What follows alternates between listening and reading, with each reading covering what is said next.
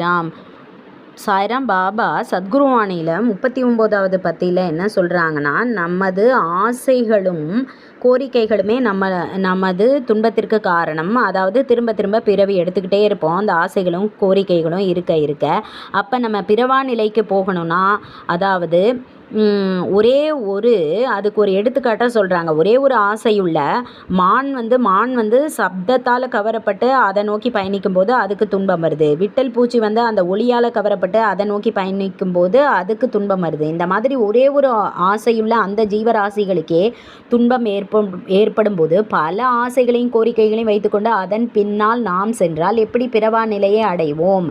இல்லை அதற்கும் மேலாக இருக்கக்கூடிய விஷயங்களெல்லாம் நம்ம எப்படி பாபாவோட சேர்ந்து பயணிப்போம் அப்படின்றத பாபா கேட்குறாங்க. அதுக்கு நம்ம என்ன பண்ணணும்னா, பாபாவின் கதைகள் மற்றும் சத்குருக்களோட கதைகள் கேட்கணும். அதே மாதிரி ஹார்ட்ஃபுல்னஸ் தியான பயிற்சி செய்யும்போது பிறவா நிலை அடைவோம்.